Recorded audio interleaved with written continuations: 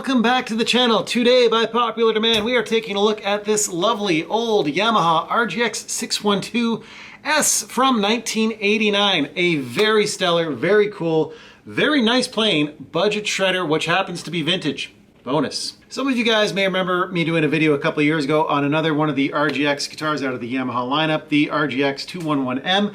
If you are interested in that guitar, I'm going to leave a card here so you guys can go and check that one out. I do a few more things in that video just talking about the lineup of guitars from Yamaha at that time, as well as a better review on the pickups and electronics on the particular model because they're stock.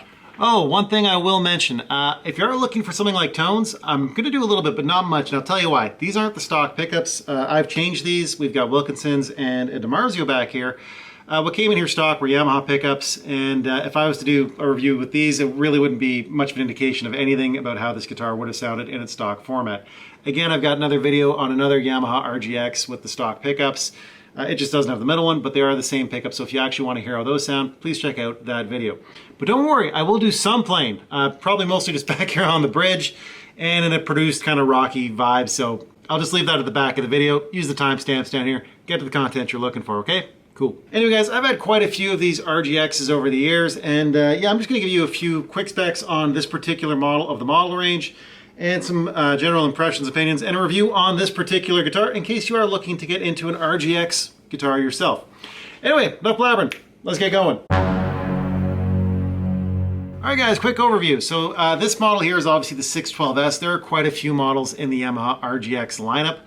The 612S is not the super high-end range. Those were made in Japan, but 612, 211, 312, all of these ones that you've come across are all made in Taiwan. Now this isn't actually a bad thing, trust me. The quality control on these is quite good, so the fit finish on them is actually really great for the money that you paid for these brand new back in the late 80s. Oh, and that's one thing I will mention about the 612S. These were only made from 87 through 89, so it was a pretty tight window of production.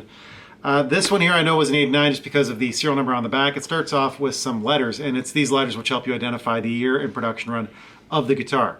Now, as you might have noticed, this one is a 612S. There is a 612A. The 612A just has active pickups. Again, this doesn't really matter for our purposes because I've gone and swapped out the pickups that were stock in here anyway. These what I've got in here actually are Wilkinsons for my single coils. These are both Wilkinson ceramics. And then down here in the bridge, I've got a DiMarzio PAF Pro. I didn't split this, although when you bought these guitars brand new, I'm pretty sure the volume was a push-push, which would let you split the humbucker into a single coil mode. I can't remember if I changed this or if I bought it like this, but the push-push is kind of irritating. When you push in, it goes back to the same level as it was as opposed to like a more modern push-pull. So with a push-pull, obviously you can see your knob is a little bit elevated so you know that you've split it. With these, there's no real indicator until you go to hit a chord or a note and you just realize that you're in single coil instead of humbucker, which could be annoying if you're playing live. Oh, one quick thing worth mentioning if you want to date one of these quickly, it's not 100% accurate, but this bridge, this is the Yamaha RM2 Pro. Before this, you just had the Yamaha RM, which was only available on the 87 model. So if you see one of these bridges, you know it has to be either an 88 or an 89. Now, as far as color options go, these came in a few. You can get them in a really gorgeous white pearl, which was the first 612 I had, which kind of has this nice pearlescent pink to it when the light would catch it just right, as well as a black pearl as well. I think this might be the black pearl. I'm not entirely sure. It looks black from a distance, but when the light hits it, it kind of has these blue hues. You can see my light getting it right there, which looks really neat. They also came in candy apple red and purple, but I haven't seen either of those two out floating around in the wild. Alright guys, first things first, let's talk about the body of this thing. So this is obviously a Super Strat, very, very popular shape in the late 80s and early 90s. This one, of course, is HSS, as we've obviously already chatted about a little bit. You've got yourself a 5-way selector switch here, which does the thing you think it would do for this. Neck split with the middle split with the bridge. The only thing weird about this one is, and this isn't really that weird depending on how you look at it, you get one volume knob, and these are tones. One tone does the single coils, one tone does the humbucker back here. A little bit quirky, a little different, but anyway, yeah, I usually play with everything on 10, so these just say static, so they don't really matter for my purposes. As far as the body itself, these were constructed out of basswood or agathis, depending on the model. Those are the only two woods used for the 612 lineup, so this is the same, if I'm not mistaken, as well for the 612A. As far as creature comforts, you get a bevel cut up here for your arm, you get a tummy cut back here, which is pretty standard, and really what is super nice is you get a bit of a contoured heel, which is considering this was made in 1989 and this model range came out in 87, this is a really nice feature and extremely comfortable. You get a bit of an extra cut right there as well to really get your hand up here. That's 24 fret guitar, so it is nice to be able to access these and have a bit more freedom. Really great. And what I think is probably the nicest feature on these, honestly, is this. So that's how you plug it in. That is the jack. It's kind of a cutaway recess port like that. Really nice, keeps things super tidy, especially when you've got your cable up and around your strap like we all do, just to get out of the way. Really keeps it looking stealth and is extremely handy. Oh, another thing, guys, if you do flip it over and you're taking a look back here, you're gonna not see a big massive plate. These are nice and recessed, these teeny little, I guess almost like bolt plates. And on them you can obviously see it says that it's Yamaha, and here it says the name of this kind of crazy heel contour thing, which they were calling the, let me just check that out, Super Playability Joint System. Just rolls off the tongue. Now the other big obvious thing to obviously mention when we're talking about the body is this has a Floyd Rose style bridge on it. Now this is not a full locking trem. I know. I mean, yeah, it does lock up here, obviously, just like a normal Floyd Rose guitar would. But this bridge itself, I don't know if you can see this, let me get back in here. Whoop. You can see the ball ends. You actually feed the ball ends through, and then these little bits here on the top of the bridge clamp down. Again, this is called the RM2 Pro. This is actually a really good non-double locking trem system. I mean, it does kind of lock. These are really stable. Like I said, I've had a few of these, and I have used them just like you would any other Floyd Rose, and really they do stay in tune super well. One thing I will say is a bit weird about this is the spacing here for the posts, a little bit wider than for like a Floyd Rose, so Floyd Rose won't drop down in this without getting some sort of weird angle issues. You can put a Goto in there or one of those Wilkinson bridges, but the alignment's gonna be really off. You'll have to kind of shim your neck. Don't really recommend it, but you could do that. But honestly, I don't know why you would change this bridge. It's quite stable as is. Oh, if you're lucky enough to buy one of these that still has the original bar, good news. They're just a push and pull out, which is a lovely touch. This one actually isn't the original bar. This is an Ibanez bar I had kicking around, which strangely enough seems to be just about the right size. So it fits in there and it works just fine for my purposes.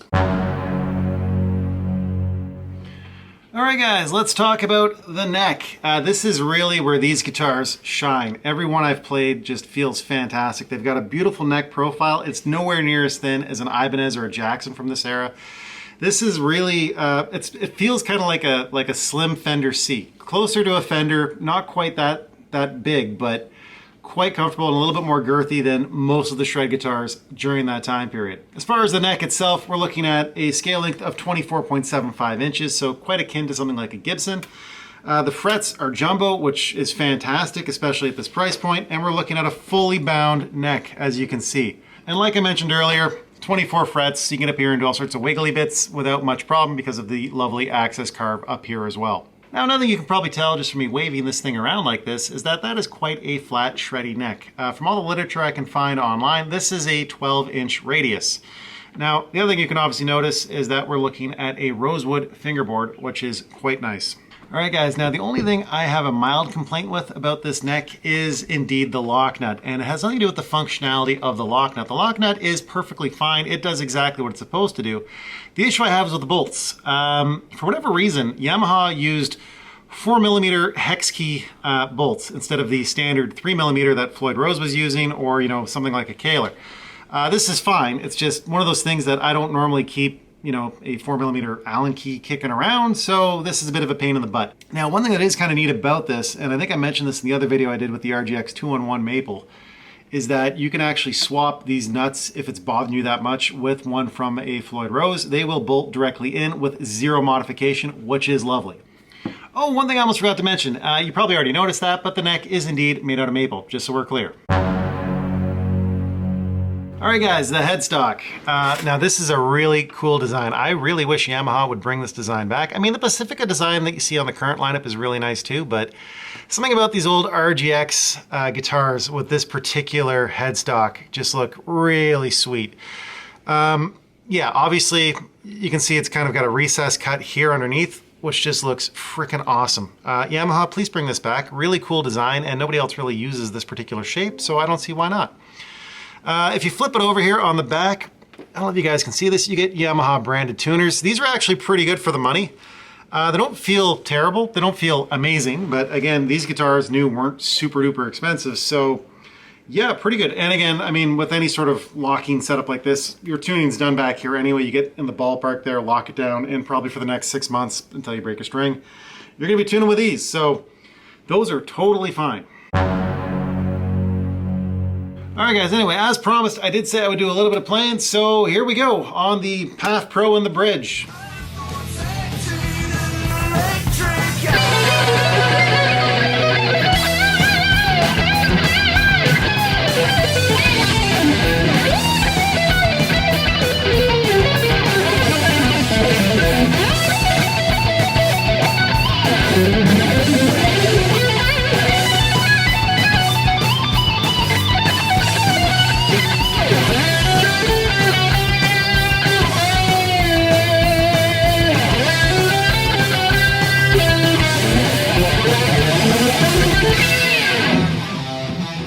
And there you guys have it, a review on the Yamaha 612S shred guitar from the late 80s. Really cool vintage budget shredder. Again, these are still quite inexpensive on the used market.